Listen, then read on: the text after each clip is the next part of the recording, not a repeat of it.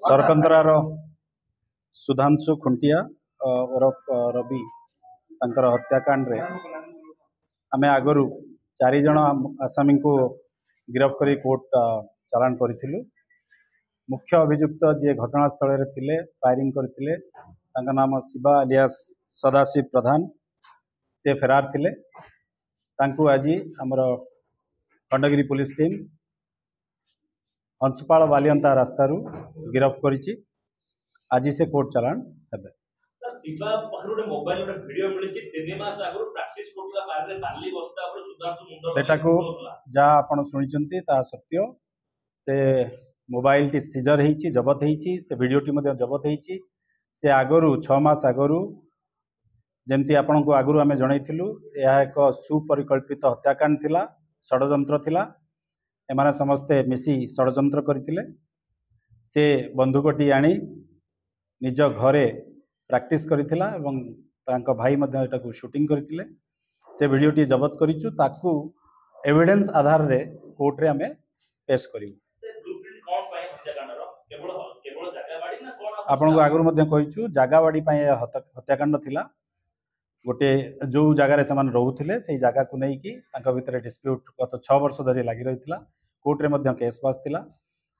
आउ दुई ये अभियुक्त जे मुख्य अभियुक्त एवं जे जहाँकर हत्या होता से दुई जन गोटे जिम जाऊे परस्पर जो देखा होते टे धमक चमक होता से हत्याकारी जे सी रागी करिथिला एवं सुजोग देखी से माने तांकर निज षडयंत्र अनुसार हत्या करथिले। योजना मुताबक जो दिन घटना घटी से दिन तांकर जने सांग जे राका से अभियुक्त जे जहाँकर हत्या होता डिसीज सी जो घर बाहर जेहेतु से राका एम्स रे चाकरी करती एवं जे डिसीज सी एम्स रे चाकरी करती घर बाहरला बेले ये आगे आगे आसते एवं तांको जे अभियुक्त अच्छा शिव प्रधान तांको जनईले जो समय सी आसिले बोली सी जनईकी सेपटे पलि जाइतिले। अभियुक्त जे घटनास्थल रही आगु बंधुक प्रक्योर करते एवं से जगार डिसीज पहुंचा क्षणी ऊपर गुलीचालना कर। हाँ बंधुक आम पचरा उचरा करुचु। बर्तमान आउटे अधिक पचरा उचरा कले जना पड़ो से काठू बंधुक आनी।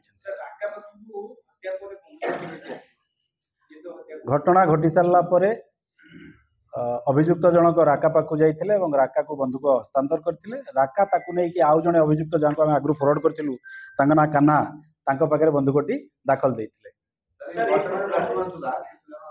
समुदाय 5 जन वर्तमान समुदाय 5 जन एवं समस्त अभियुक्त गिरफ है। वर्तमान समस्त अभियुक्त गिरफ है। से विभिन्न जगार जहाँ बर्तमान आम जाना पाइलु से विभिन्न जगार बुलूला कटक नियाली अड़सपुर मनमालीपुर विभिन्न जगार बुलूला। आम पुलिस टीम जो पहुँचुले आम सक्सेस हो पार से छाड़ी पड़े जाऊला। मात्र आज आमर खंडगिरी पुलिस टीम सफलता हासिल कर।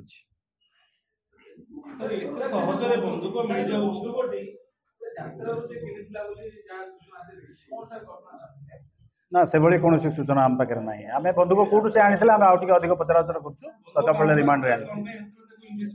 हाँ इन्वेस्टिगेशन करा निश्चित।